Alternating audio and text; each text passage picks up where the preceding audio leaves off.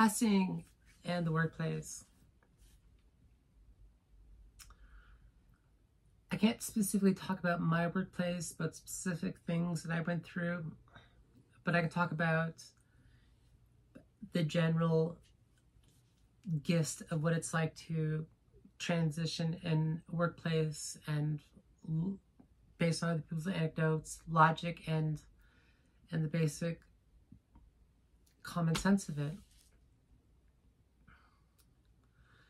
One of the main issues is if you stay in the spot where you work for a long period of time and you transition, you don't necessarily get to transition, right? Because everybody remembers you as you were before. However, when you move on to another place to work, then those people only know you as you are now. They don't have all the memory. When people know, and this is a big issue with privacy in Canada and in Canadian laws in relation to privacy, is that like when people know who and what we are, you know, you unleash, you know, it's just fair game, right? You can come after this person, you can mock this person, you can harass this person, you can torment this person, and it's not really a problem. Right? You can go and make complaints. Even the laws don't work in our favor. A lot of laws work against us. You know, in terms of filing human rights complaints and stuff like that, which is often a double standard for, like, say, other gay people as opposed to us. And if you're someone who transitions from male to female,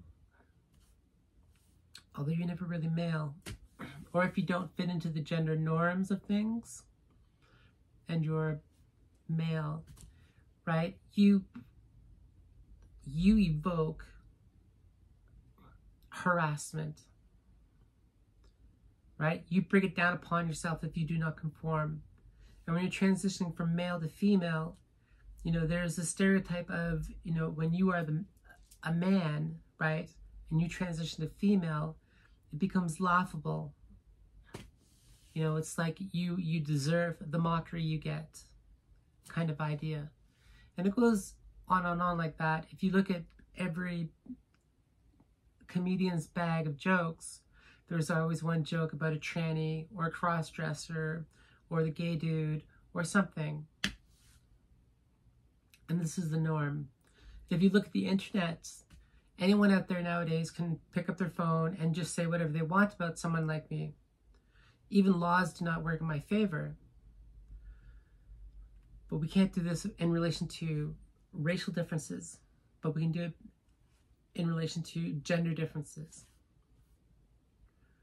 And so we're kind of like in a period of where it's like, maybe we're just getting past, you can make it analogous to just getting past segregation or something.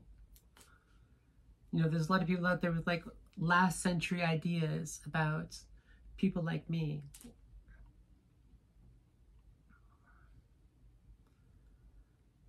And if you stay in the same spot, you like just.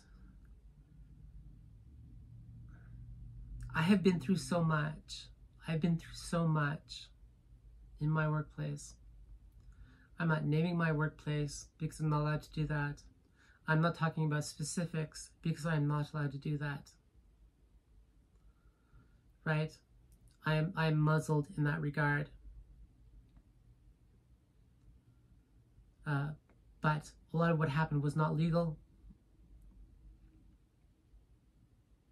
A lot of what happened was not fair. A lot of what happened was harassment. A lot of what happened was just endless bullying and mockery. And just, you know, everyone and their dog is allowed to have a fucking opinion about somebody like me. And yet I'm not allowed to have a fucking opinion about them. I'm not allowed to have a fucking opinion about their culture, their race, their religion, their political ideologies, and so on and so on and so on. If I have a fucking opinion about everybody else's, you know, race, ethnicity, culture, religion, political ideas, philosophical ideas, ideas on dogma, whatever, then I'm the fucking asshole.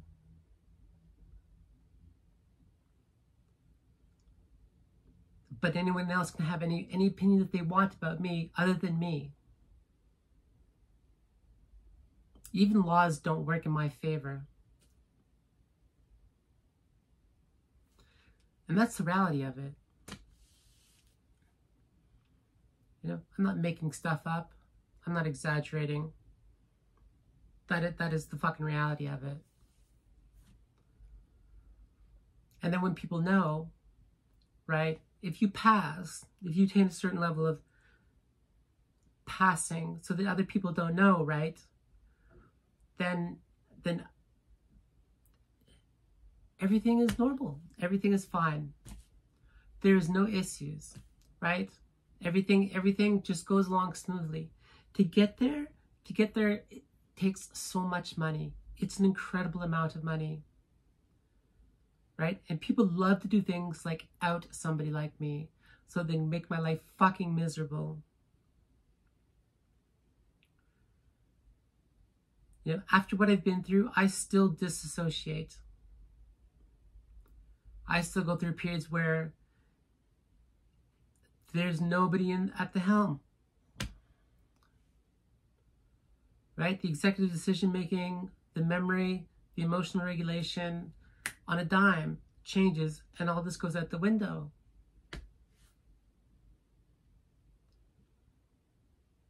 And I can't remember the simplest fucking things anymore that I just need to do to just make my way through the week.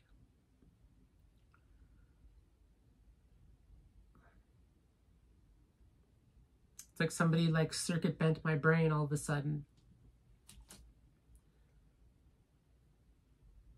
And I'm just kind of like moving on autopilot, crying on and off, not knowing what's going on, doing stupid things.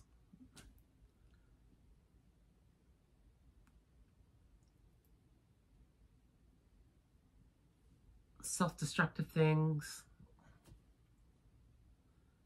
And in the situation that I went through, there was no repercussion for anybody else. I was the only one who suffered. Everybody else who fucking tormented me, created human rights issues, maybe they got promoted or something. They just moved on.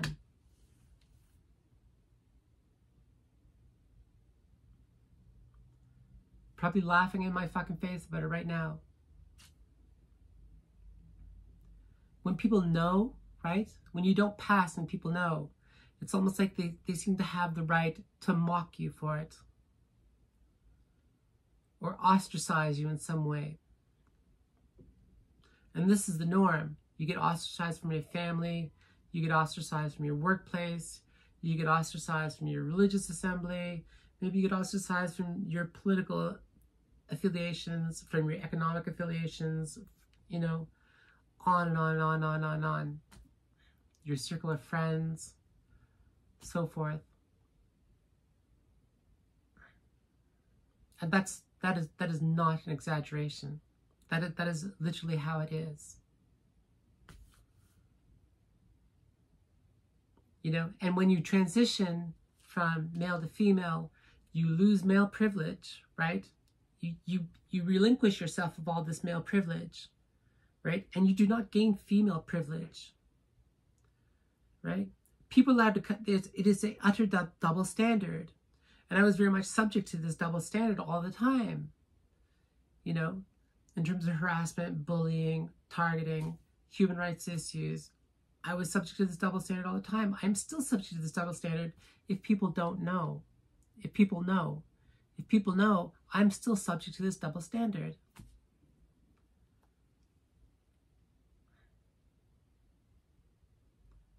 And it's like, none of us who transition are really, really perfect.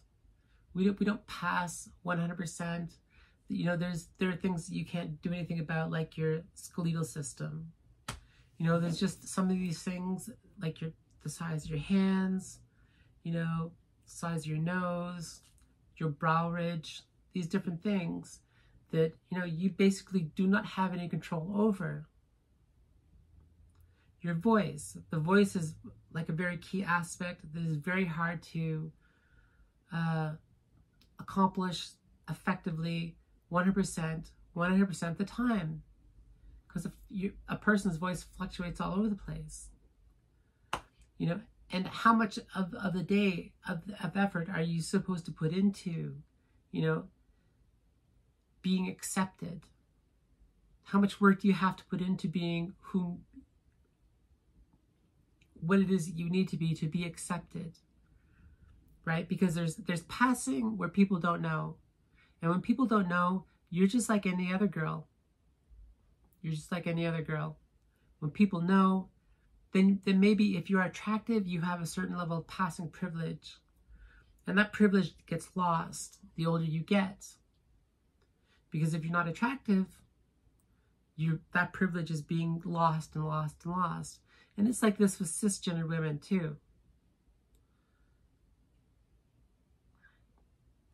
It's just like it goes, you know, or if you're a trans girl who is attracted to women, right? Which is incredibly common. You know, again, you get dropped down a notch. You know, you assume that if a person like me transitions, then I must be a flaming homosexual. And yes, I am. But not the way that people accept me, because they don't accept or even comprehend who and what I am.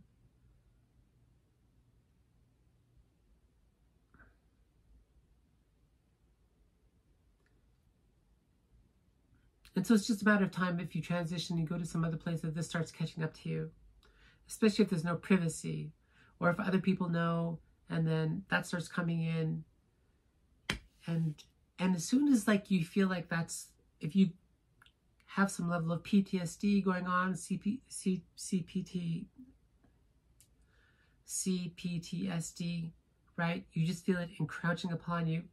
Eventually it's gonna trigger you, and something you're going to disassociate again. And it goes on and on and on and on and on and on and on and on like this.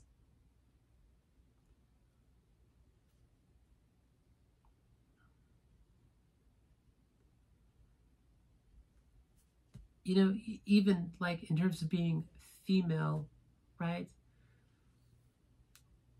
What we classify as female, what we deem as female, you know, is a standard that even a lot of cisgender women can't attain. Or there's varying levels of, you know, female. You're female, you're not as female. You know, you lose femininity as you get older. And just all this stuff. And it's just this upward battle of just pushing shit uphill the rest of your life.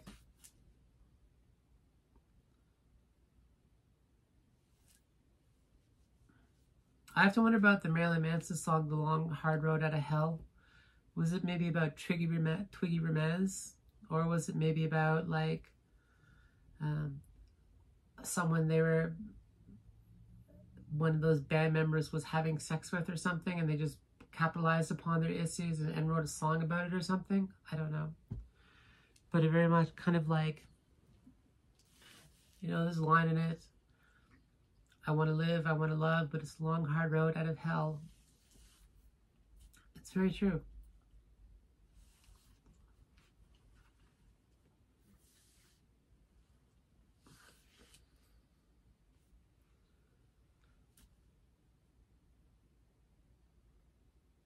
And so I don't really have a lot of advice in terms of successfully transitioning in the workplace and avoiding bullying, harassment. The more resilient you are, you know, the bigger they are, the harder they fall. That was very much the case with me. I'm very resilient, and I took it until it broke me.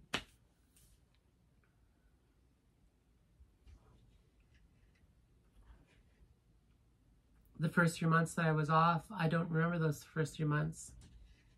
I vaguely remember the year and a half after I was off. It wasn't until I started socializing with other people where I spent a year and a half basically in bed, staring at my phone, contemplating suicide.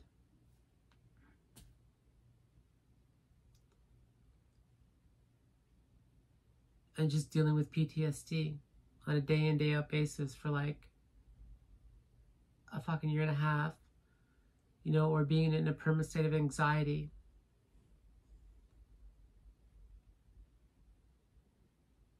Or trying suicide attempts.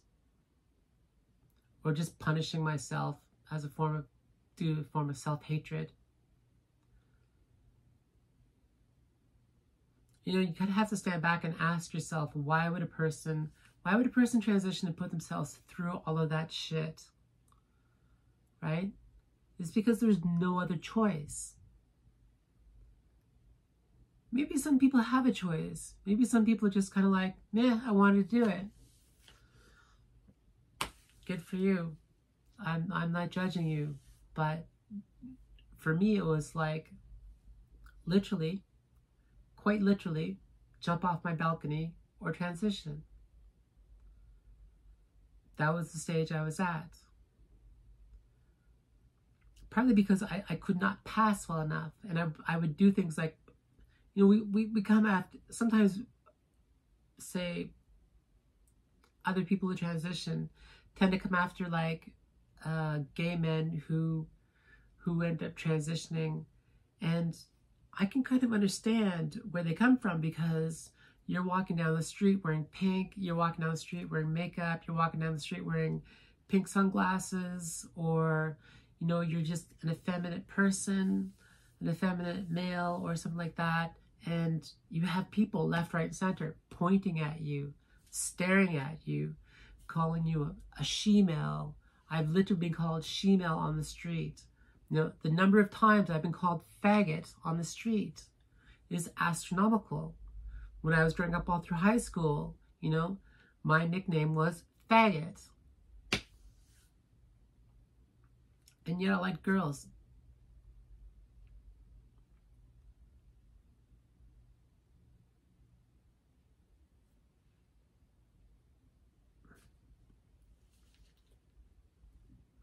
I don't have a reason. I don't know that you need a reason why, but I don't also particularly don't know why things are the way they are. I don't there's no point in my recollection that I can go back and say, oh, it was here, you know, Friday the 13th, 1985. That's when it happened.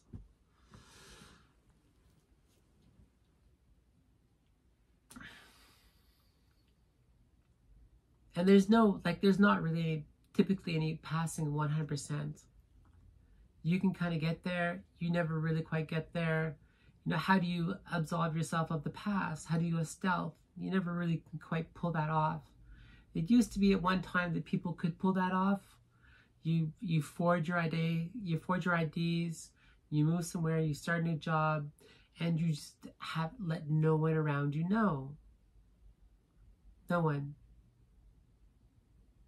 You drop all ties with all family members, old friends, everything. You forget everybody. And you start a new life.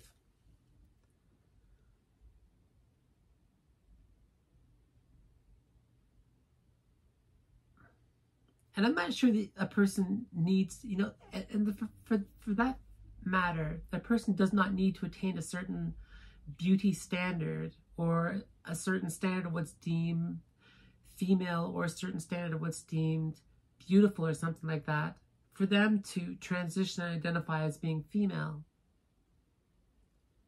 In whatever regards it works for them. You know, just like certain couples do not like certain lesbian couples where it's like a she and a femme and a stud they type, right? Who no one needs to decide, you know, who or what that relationship is other than those people. Two they types have a relationship. They discern what that is. You know, I was in a relationship with a they type, right? And the idea of it being a lesbian relationship was not necessarily palatable to them, you know? And I was just kind of like, I don't care what we call it. I don't care. If that label doesn't work for you, fuck it. We don't need a label.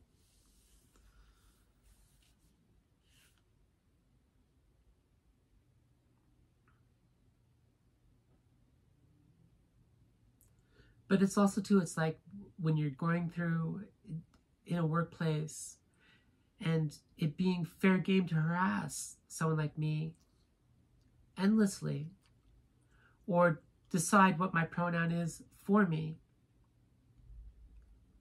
right? Or saying things like, well, you don't pass very well. You know, okay, well, you're not very Chinese. You're not very South American. You don't strike me as being German. You're French.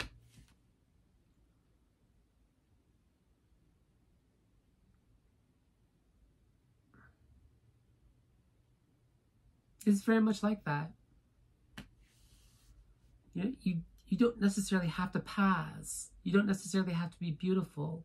You don't even necessarily need to successfully grow breasts or have your body change or something like that. You know, those are all things that we do for ourselves. We don't do this for other people to be passable. There's also a level of passing privilege, whereas if people know that you're a girl who transitions, but you're pretty enough that they'll accept you, or you're young enough and pretty enough that they'll accept you, that's not gonna last forever. You're not gonna be perfect forever. You're gonna have your bad days. You're gonna get old.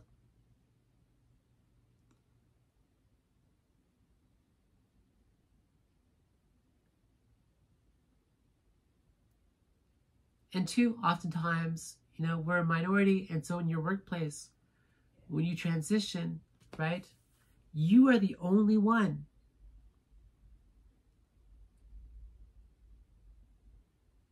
You're the only one that you know of. You're the only fucking bitch like you.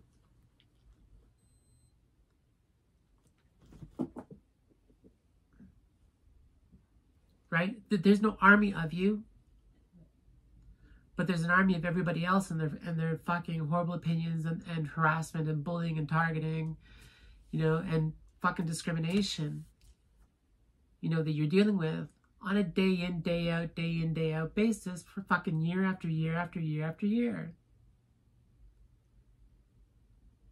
And then if you add in that too now in Canada, where you have no privacy,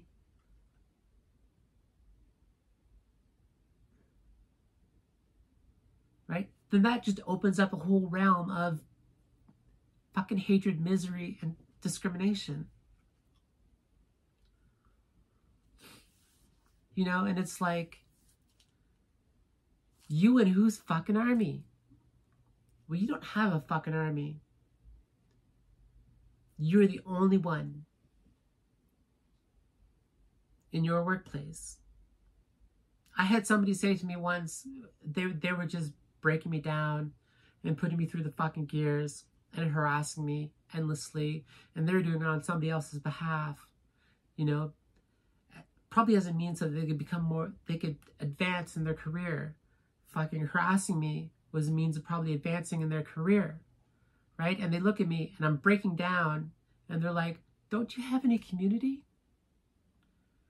Do you have to do this in front of me? Don't you have any community?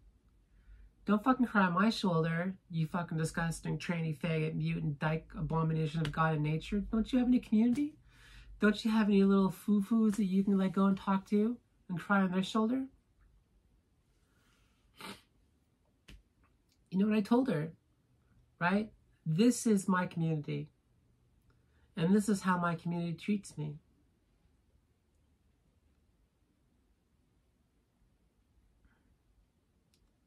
Now, is it fantastic when you pass, right? And other people accept you for who you are without question? Absolutely. Absolutely. It is hard to maintain that on a day in, day out basis. And once people know, you never attain that again.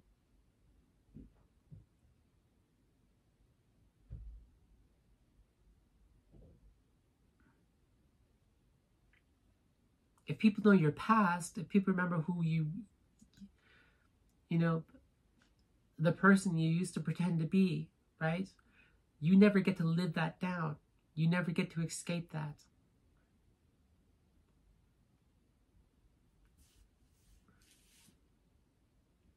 And in this day and age, the idea of going stealth just transitioning, going forward, and being able to do it without anybody else knowing is completely impossible now because we have zero privacy.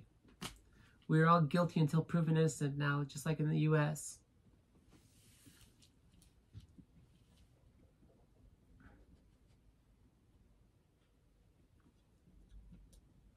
And so the only thing I can really give as advice, that if you're transitioning in your workplace and you're dealing with bullying and harassment and you're the only fucking bitch like you, right?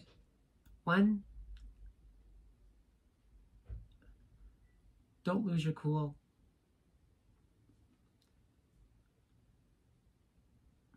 Don't get angry. And two, don't take any fucking shit.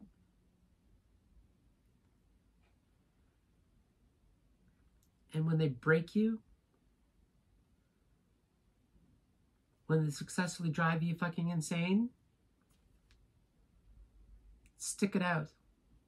So you can come back and say to them, you are a fucking horrible cunt. There's a certain place in hell for fucking bitches like you, and you are a fucking horrible cunt.